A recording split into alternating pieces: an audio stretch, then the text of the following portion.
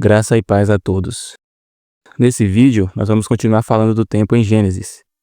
Porque no último vídeo que eu postei, eu expliquei que a criação ali em Gênesis não é a primeira criação, mas sim é a reconstrução da terceira terra.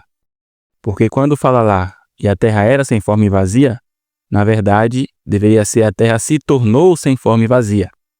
Por causa da palavra hebraica, que é o tohu vavohu, que significa que a terra se tornou sem forma e vazia e não era sem forma e vazia.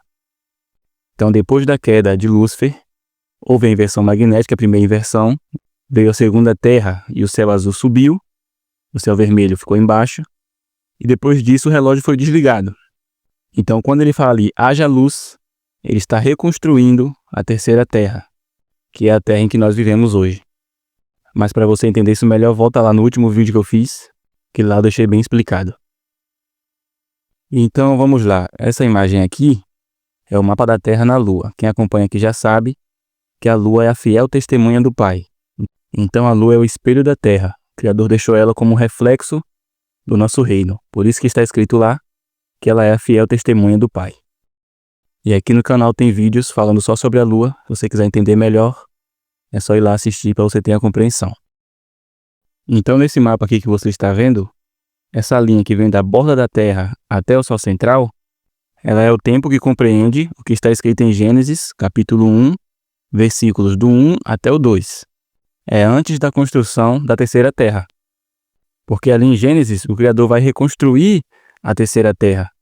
Porque a terra havia sofrido um tohu vavohu, havia sofrido juízo. Então, se você quiser entender, você precisa anotar isso aqui. Então você escreve aí. Gênesis capítulo 1, versículos do 1 até o 2, é o tempo antes da terceira terra. Gênesis capítulo 1, versículo 1. No princípio, criou Deus os céus e a terra. Aqui, como eu já disse antes, criou, vem do verbo criar, que é bará em hebraico, que significa trazer à existência do nada, trazer à existência algo que ainda não existe. É igual está escrito lá em Romanos, capítulo 4, versículo 17. Como está escrito, eu o constituí pai de muitas nações. Ele é o nosso pai aos olhos de Deus, em quem creu, o Deus que dá vida aos mortos e chama à existência coisas que ainda não existem como se existissem. Então o Criador ele não precisa assentar tijolo por tijolo para construir algo. Ele apenas fala e traz à existência como se já existisse. Então cá no versículo 1 ele fala, no princípio criou Deus os céus e a terra. No versículo 2, e a terra era sem forma e vazia. Na verdade, deveria ser, a terra se tornou sem forma e vazia, porque sofreu um juízo. Porque não tem como ele trazer à existência algo que é sem forma e vazio. Não faz sentido isso. Ele apenas fala e chama à existência coisas que ainda não existem como se já existissem. Como está escrito aqui em Romanos. Então, lendo corretamente seria, no princípio, criou Deus os céus e a terra se tornou sem forma e vazia. E havia trevas sobre a face do abismo, e o Espírito de Deus se movia sobre a face das águas. Então, passam a linha até o versículo 2, do 1 até o 2, e escreve tempo antes da terceira terra. E você precisa prestar atenção, porque quando nós falamos aqui que a palavra muda a realidade, a palavra é quem cria a realidade, talvez você não acredite. Só que desde o início, um princípio espiritual já foi mostrado aqui. Ele cria através da palavra, haja luz e houve luz. Tudo é criado pela palavra. Você foi feita à imagem e semelhança dele. Você tem as mesmas características. Se eu for citar aqui a quantidade de versículos que falam do poder das palavras, dá mais de 1 hora de vídeo. Mas você precisa acreditar, a palavra muda a realidade. Você cria a realidade e você muda a sua realidade através da palavra que sai da sua boca, a mudança do seu pensamento. E vai refletir na mudança das suas palavras e, consequentemente, uma mudança na sua vida. E por que eu repito? Porque você precisa entender que desde quando você nasceu, sua mente foi programada para a incredulidade, para você ser incrédulo, para você andar por vista. Você nasce uma folha em branco e os padrões mentais que você tem vão ser ditados por sua convivência, pelo meio onde você nasceu, pelo que você assiste, ao que você é exposto. Foi exposto durante toda a sua vida. Isso criou padrões mentais em você. Então, quando você vê eu repetindo isso aqui, porque eu falo isso em quase todos os vídeos, é para fazer uma reprogramação mental em você, e você passar a acreditar que a palavra, o verbo, que se fez carne, que pode ser pronunciado por sua boca, é vivo e é eficaz. Você acreditar que a palavra tem poder para mudar a sua realidade e também saber que a sua realidade é fruto do que você falou, fruto do que você pensou. Você precisa fazer uma transformação na sua mente. Eu percebo que as pessoas ficam muito no âmbito da aparência, mas se você confessou o Messias, você precisa transformar a sua mente. Romanos capítulo 12, versículo 2. Parem de se amoldar a este mundo, mas sejam transformados, renovando a sua mente, a fim de comprovar por si mesmo a boa, aceitável e perfeita vontade de Deus. Renove a sua mente. Se você renova a sua mente, você renova tudo, toda a sua realidade, em todos os sentidos. Porque tudo começa na mente, tudo começa no espiritual, para depois se materializar no material. Então, desde lá do início, o Criador já estava mostrando como é que se cria a realidade. E é através da palavra, energia, frequência e vibração. Se as pessoas pensassem em coisas boas, da mesma forma que pensam em problema, a realidade seria outra. Só que as pessoas têm a mente acostumada a pensar em problema. As pessoas fazem uma meditação praticamente, só de problema. Por quê? Porque quando você tem alguma dificuldade, algum problema, sem perceber, você está o tempo todo pensando naquilo. E você vai acabar criando essa realidade.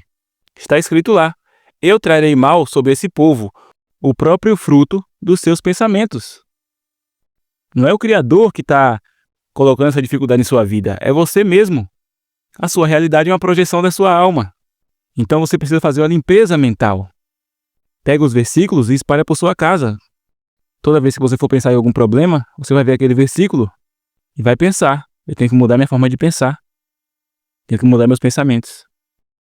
Mas se você não renovar a sua mente e, consequentemente, renovar a sua língua, suas palavras, você vai se manter nessa repetição que parece infinita de problemas e mais problemas, colhendo o próprio fruto da sua boca, o próprio fruto da sua forma de pensar, o próprio fruto da sua incredulidade, e vai perecer nesse deserto. Então você não pode se afundar em pensamentos negativos, porque você pode estar profetizando com a boca, fingindo que está acreditando, mas a sua mente está em um estado de preocupação. Então, se existe algo que está te afligindo, você precisa sair desse padrão de pensamento. Vai fazer outra coisa, vai andar na rua, ou brincar com seus filhos, se você tiver filhos. Tem pessoas que se trancam só para pensar em problema. Você cria dentro da sua mente um universo de problema. Faz o teste, tenta pensar coisa boa para você ver o quanto é difícil. Mas quando você está pensando em algo ruim, vem instantâneo, você nem precisa fazer esforço. Automaticamente vem vários cenários na sua mente, sem você nem perceber. Começa a prestar atenção que você vai ver isso. Não vos conformeis com esse mundo. Não vos conformeis com a forma com que esse mundo pensa. Não vos conformeis com a forma com que as pessoas que estão no mundo pensam. As pessoas que estão ao seu redor, as pessoas que estão cheias de padrões mentais. Você não pode deixar essa forma de pensar delas influenciar a sua forma de pensar. Você precisa se enxergar espiritualmente. Você não é carne, você é consciência, você é espírito. Mas você se vê como carne por causa da sua alma, que é quem te permite ter interação com a carne, quem te permite adentrar o mundo físico, digamos assim. Mas agora vamos voltar a falar sobre o tempo. Essa imagem aqui, quem acompanha aqui já conhece. Você tem o Sol central lançando jato de plasma lá no domo de quartzo e cá embaixo sendo criado o domo elétrico. Então a primeira Terra, ela era tudo isso aqui, era completa. Tudo que está dentro do domo de quartzo era a primeira Terra. E agora, do versículo 3 em diante, ele vai começar a reconstruir a terceira Terra, que é onde está o domo elétrico aqui na imagem. Ele está reconstruindo porque a Terra havia sofrido um juízo. Na segunda Terra, ele desligou o relógio, porque ele não podia fazer a inversão na segunda Terra, senão a água teria descido. Então ele desligou o relógio e agora vai começar a reconstruir a terceira Terra. Então eu vou ler aqui agora do versículo 3 até onde eu parar, é a construção da terceira Terra. Gênesis capítulo 1, versículo 3 em diante. E disse Deus: haja luz, e houve luz. E viu Deus a luz, que isto era bom. E Deus separou a luz das trevas. E chamou Deus a luz dia, e às trevas ele chamou noite. E houve a tarde e a manhã, o primeiro dia. E disse Deus: haja um firmamento no meio das águas, e deixe que separe águas das águas. Aqui você já sabe que quando ele ligou o campo eletromagnético, a água foi repelida porque a água é diamagnética, então ela é repelida quando é exposta a um campo eletromagnético, foi ganhando alta altitude e foi congelando. Então você tem o domo de quartzo, o domo de gelo, e embaixo do domo de gelo, o domo elétrico, que é a projeção do firmamento. Agora o versículo 7 em diante. E fez Deus o firmamento, e separou as águas que estavam debaixo do firmamento das águas que estavam acima do firmamento, e assim foi. E Deus chamou ao firmamento céu, e houve a tarde e a manhã, o segundo dia.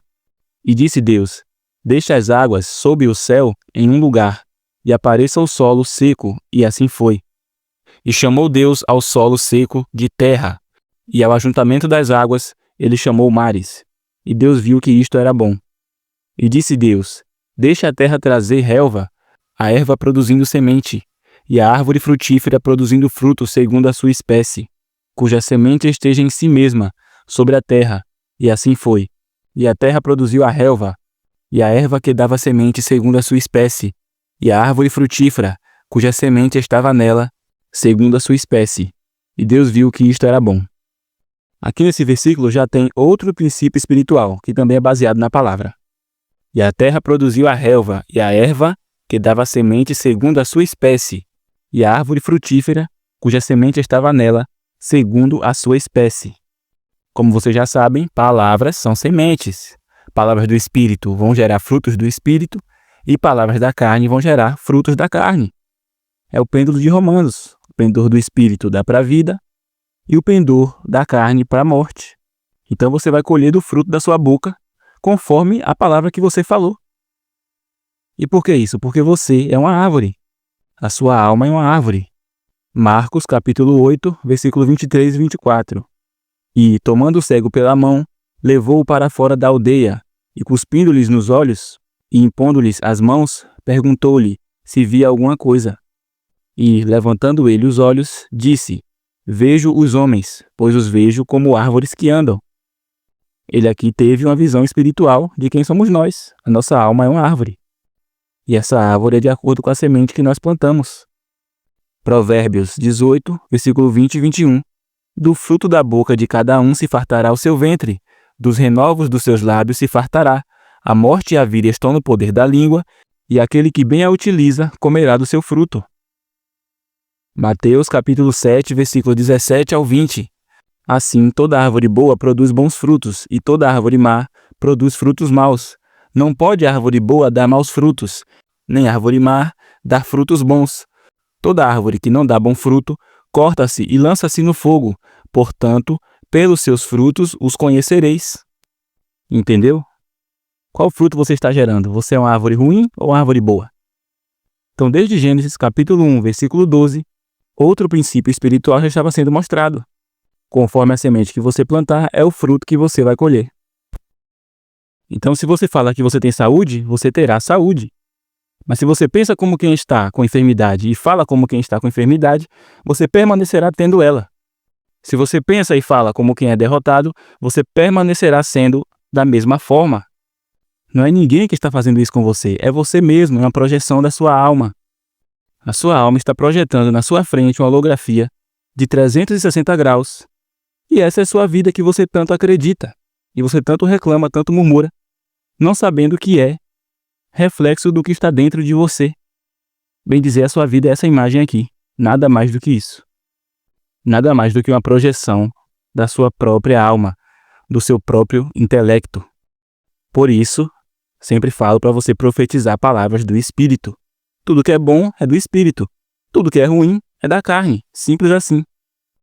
Toda vez que você conversa sobre problemas, você está plantando mais uma semente. E você vai continuar colhendo da mesma forma. Continuando, versículo 13 em diante. E houve a tarde e a manhã, o terceiro dia. E disse Deus: haja luzes no firmamento do céu para dividir o dia da noite, e que sejam por sinais, e para estações, e para dias e anos.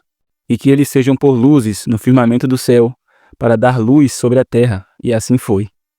Se você parar para analisar aqui, ele está reconstruindo o céu pela segunda vez já. Porque lá no início, lá no versículo 1, diz lá: no princípio criou Deus os céus e a terra. Só que lá houve um juízo. Então é por isso que aqui ele está refazendo tudo de novo, reconstruindo o céu da terceira terra. Então, como o Criador está na eternidade, está lá no Aion, onde não existe tempo, ele pode ver passado, presente e futuro. Ele não está preso ao tempo. Então, enquanto Adão e Eva estavam lá no Éden, ele já estava construindo a terceira terra, que é onde Adão e Eva seriam colocados depois do pecado, porque ele já sabia que eles pecariam. Ele não é preso ao tempo, já expliquei isso aqui. Aion, Kairos e Cronos. Nós estamos no Cronos. O Criador está no Aion. Lá não existe tempo. Ele acessa o que ele quiser, o passado, o presente ou o futuro. Então aqui ele está reconstruindo o céu da terceira terra, onde Adão e Eva serão colocados. E aí, continuando, versículo 16, e fez Deus duas grandes luzes, a luz maior para governar o dia e a luz menor para governar a noite. Ele também fez as estrelas. E Deus os colocou no firmamento do céu para dar luz sobre a terra, e para governar sobre o dia e sobre a noite, e para separar a luz das trevas. E Deus viu que isto era bom. E houve a tarde e a manhã, o quarto dia. E disse Deus: produzam as águas abundantemente criaturas viventes que se movem, e aves que possam voar acima da terra, no vasto firmamento do céu. E Deus criou grandes baleias, e toda criatura vivente que se move, que as águas produziram abundantemente, segundo a sua espécie, e toda ave alada, segundo a sua espécie. E Deus viu que isto era bom. Mais uma vez, ele está repetindo, segundo a sua espécie. Assim como a semente, que é a palavra, vai produzir segundo a espécie. Se você plantar palavras da carne, você vai colher realidade da carne. Palavras do Espírito, realidade do Espírito. 22. E Deus os abençoou, dizendo: sede frutíferos e multiplicai-vos, e enchei as águas nos mares, e multipliquem-se as aves sobre a terra. E houve a tarde e a manhã, o quinto dia. E disse Deus: produza a terra criaturas viventes, segundo as suas espécies, gado e seres rastejantes, e animais da terra segundo a sua espécie. E assim foi. E fez Deus os animais da terra segundo a sua espécie, e o gado segundo a sua espécie, e tudo que rasteja sobre a terra segundo a sua espécie. E Deus viu que isto era bom. Mais uma vez ele repetiu aqui, segundo a sua espécie. Você percebe que ele leva isso muito a sério e deixa bem claro: o fruto que você vai colher é segundo a espécie da semente que você plantou. Nada além disso. Então, do capítulo 1 de Gênesis, versículo 3, até o 25, é a construção da terceira terra. Ele está reconstruindo porque a terra havia sofrido um tohu vavohu, havia sofrido juízo por parte do Criador. Então, mais uma vez, você anota aí. Gênesis, capítulo 1, versículo 1 e 2, tempo antes da terceira terra. E Gênesis, capítulo 1, versículo 3 até o 25, é a reconstrução da terceira terra. E aí no próximo vídeo eu vou continuar explicando os 3 tempos de Gênesis. E aí você vai entender perfeitamente a cronologia do que aconteceu lá em Gênesis. Então esse foi o vídeo, muito obrigado por ter assistido até aqui, e que a paz do nosso Senhor esteja com todos vocês. Até o próximo.